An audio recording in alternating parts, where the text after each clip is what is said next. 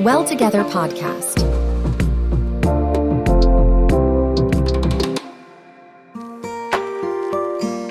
Welcome to Well Together podcast. In each episode, inspiring conversations from wellness experts will guide you towards a better life. If you are ready, let's start our healthy life journey.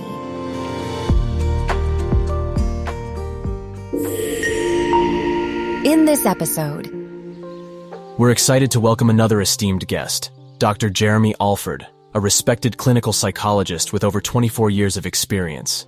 Tune in to gain valuable insights as he discusses eating disorders, addiction, and depression, along with strategies for effectively navigating these challenges. Hello, my name is Dr. Jeremy Alford. I'm a clinical psychologist, a clinical hypnotherapist. I adopt an integrative cognitive behavioral therapy approach. I am certified licensed psychedelic-assisted psychotherapist and president of the Middle East Eating Disorders Association, which is a non-profit organization dedicated to supporting sufferers and families in the region.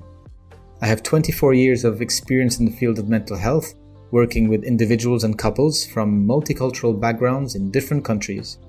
And I offer both private, one person at a time, intensive therapy-based retreats, as well as group retreats with the aim of supporting people to improve their quality of life by healing from various stresses and traumas through the combination of an integrative CBT as well as mindfulness approach. Today, I'm very pleased to have been invited on Well Together podcast entitled Journey to Self-Love, in which I'll be talking very briefly about overcoming eating disorders, addiction, and depression.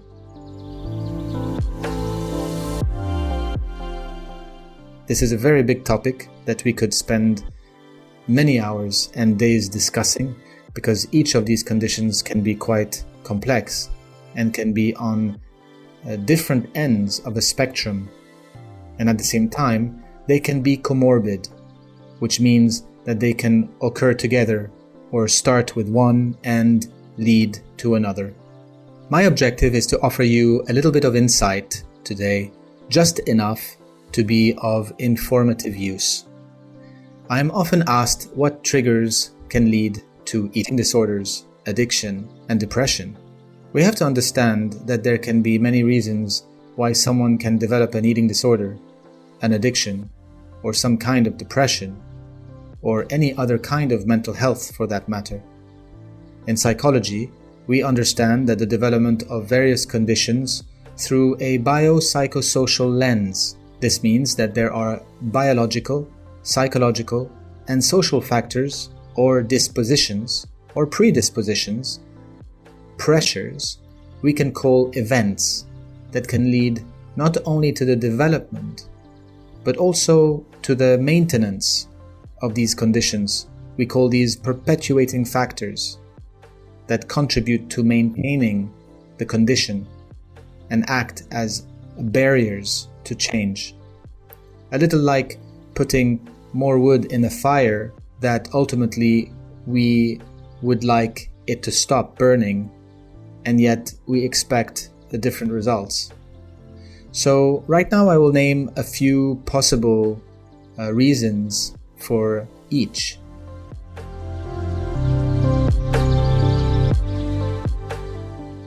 But first of all, we would like to differentiate between an eating disorder or a disordered eating. A disordered eating has all the similar type of behaviors as an eating disorder, except that the frequency and severity is not present. So what is an eating disorder? An eating disorder is when we begin to use food or not use food as a way to cope with an underlying stress or some issue that is emotional in nature. And of course, an eating disorder can have devastating effects. But this is not the topic of today. So I would just like to focus right now on the possible causes of eating disorders.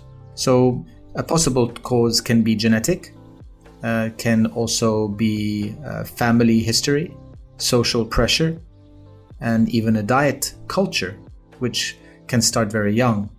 How we interact with or speak to our children, the comments we make about looks or about weight is stigmatizing and harmful as it impacts self-esteem and self-worth, which can lead to the development of maladaptive, harmful habits like using food or not using food when experiencing emotions like anxiety, loneliness, sadness, boredom, or happiness, and so on.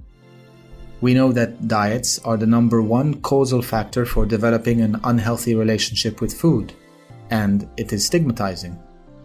Other reasons can be having specific numbers to attain about one's size, or stepping on a scale, the quantity of food intake, how we exercise, the lifestyle we have, how we cope with stress, not knowing how to cope, or even not knowing how to express our feelings, can all lead somehow to the development of an eating disorder.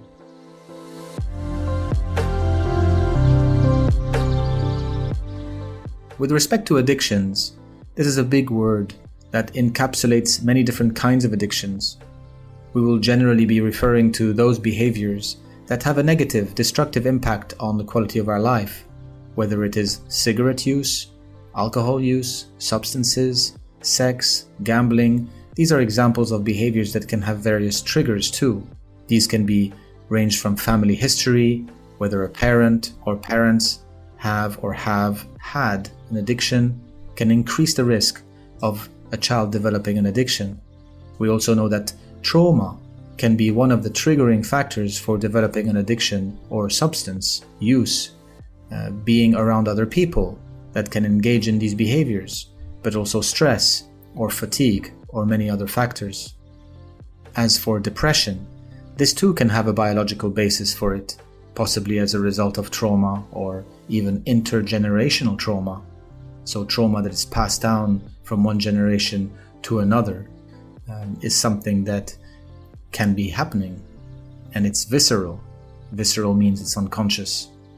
Trauma is not what happened to you, but how it is being carried, how it's being manifested and maintained, how the event was interpreted. For instance, two people going through the same event, but can have a completely different interpretive or adaptive experience of the same event.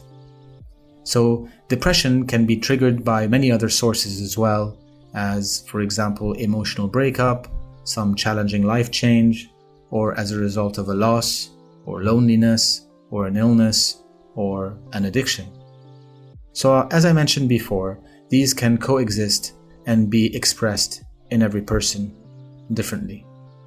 We must keep in mind that the challenging life experiences we have will need to find a way to be expressed or need to find a way to be released in one way or another. So if we haven't been able to work through or to process the challenging experience, will need an exit. The stress will need to be expressed in one way or another, and this will be manifested in various ways. It can be manifested psychosomatically, meaning it can be released through getting ill or through a disease or through some other type of illness, or it can also be released through mental health conditions, whether it's anxieties, depression, or many other conditions as well.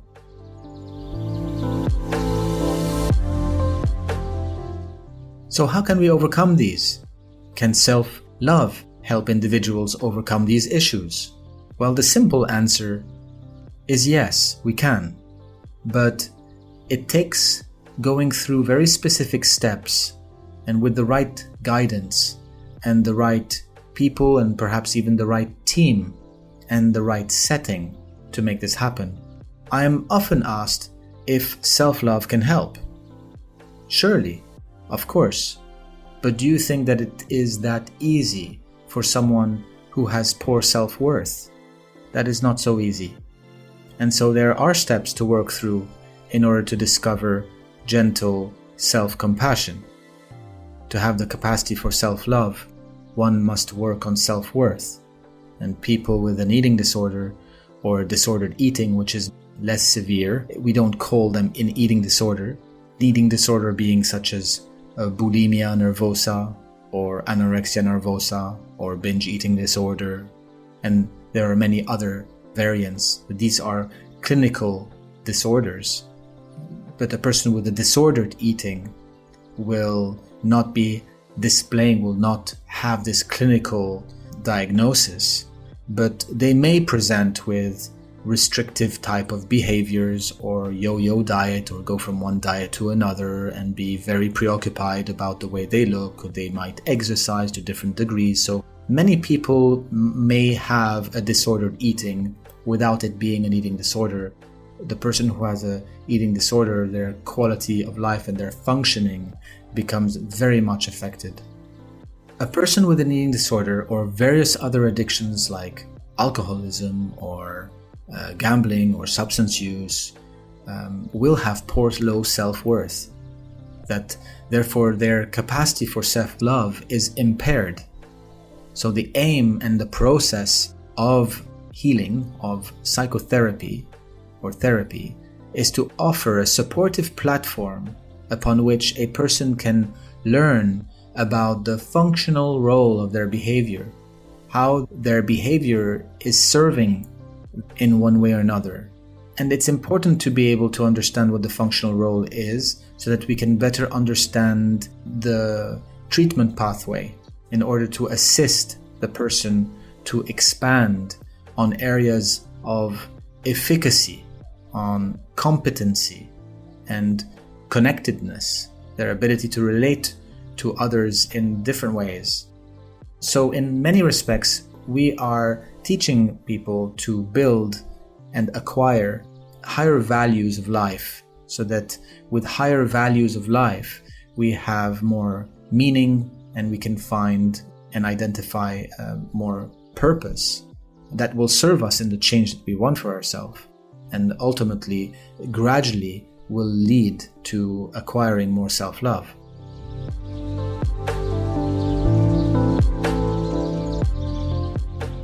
Now, what practical steps can people take to begin their journey towards self-love? When someone is motivated, someone is willing and ready and able, they will seek help. For others, it will take more time and support from loved ones and carers to assist a person to get to that place of motivation to change, something that takes more time. But here are a few things that one can begin to do. Someone who has a disordered eating behavior, meaning that they are either on yo-yo diets or they have excessive preoccupations about how they look, poor body image, feeling not very confident, they can begin to practice very specific self-soothing exercises or self-regulation techniques, breath work, learning how to relax, how to adopt different ways of releasing stress and anxiety. Also, learning about food, the different role that the different ingredients, the different food groups and food types, how important all of that is for the proper functioning of a body. In the same way, if we're treating addiction, we also need to go through a very similar process of assessing one's motivation to change, one's readiness to change, their ability to learn how to cope differently than the way that they are. And of course, depending on what it is that they are finding themselves being addicted to. Or even if it's just someone who smokes a cigarette, will also find this very useful to better understand what that behavior is doing, what are the chemical properties of the cigarette, and how that is affecting them in their life, and adopt new ways of changing this behavior. Again, we are learning here to better acknowledge and identify our emotions, not to block them or suppress them, but to actually begin to learn how to sit with them. And this is where mindfulness can come in. In fact, mindfulness and meditation can be very helpful in the process of change, in the process of recovery, in the process of finding a better quality of life, but not on its own. Mindfulness have its place, meditation have their place, but they're only part of a process of change. The proper psychotherapy part is really, really essential, because having the right method, the right therapy approach can really allow a person to learn to better understand their patterns of thinking, their methods of action, their behaviors in a manner that will allow them to, one, have better understanding, gain more perspective. Two, it will allow them to have more insight, to understand why they're doing what they've been doing, why they're not changing. And then three, to learn very specific skills and strategies that will allow them to make very specific, small, but impactful changes in their life, and use other strategies and practices like mindfulness and meditation in order to achieve these new change that they really want for themselves. So the journey of recovery is a very personal one. It can take a bit of time. It can take a long time for some people, but with the right ingredients, the right motivation, we can begin to achieve these. And of course, the process of change is not linear. Of course, it will come with peaks and valleys, as we say, ups and downs. We need to learn how to manage the relapses or the lapses, and the setbacks, how we can learn from them. These are learning events so that we can improve further and develop more competency, to develop more efficacy, to develop more autonomy, and make better choices along the way. So we all have different stories, not one is the same, and our healing process is just that. It's an individual one with the right support. It's a process that can be quite predictable to some extent based on the severity of the symptoms. And the most important message is that recovery and healing and quality of life and improvement is possible with the right help. The format of the retreats that I've been offering for many years now have been extremely helpful to many people as a guiding force on their journey to recovery and to self-love. So I hope that you found this information useful, and if you'd like to find out more, you can always get in touch with me. So my contact details can be found on my website at alfordjeremy.com. You can also email me at jeremy@alfordjeremy.com. Thank you for listening to Well Together Podcast. Well Together Podcast.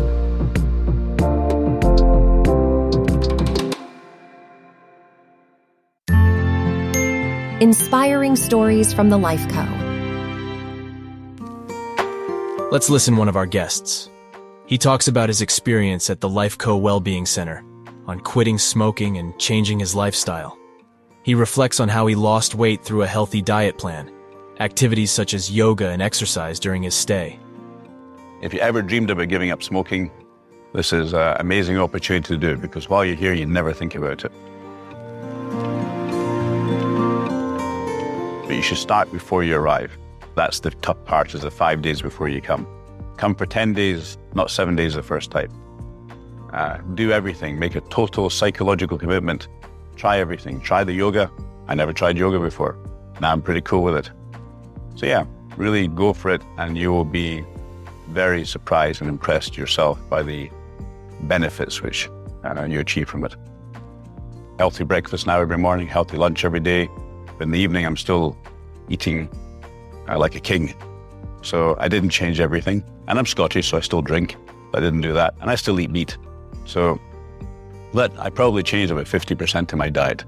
Benefit of that is significant. And my recovery rate, and the recovery rate is how much sleep I need less, how much work I can do. I have a greater energy for work. So there's a lot of additional benefits. So I can make the time by being more productive.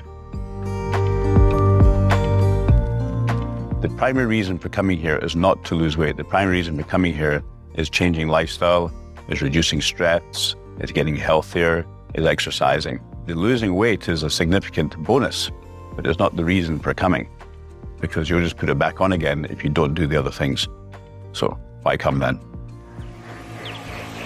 Well Together Podcast.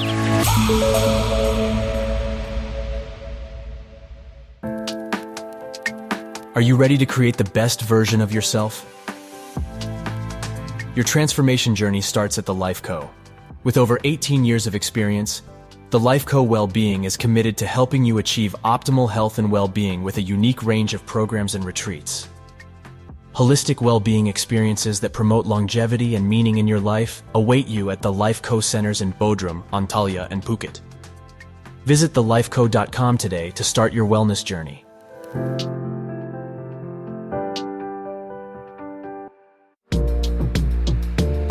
Next episode of the Well Together Podcast. Mindful business, mindful life. Cultivating workplace wellness for a balanced life. Thank you for listening Well Together Podcast.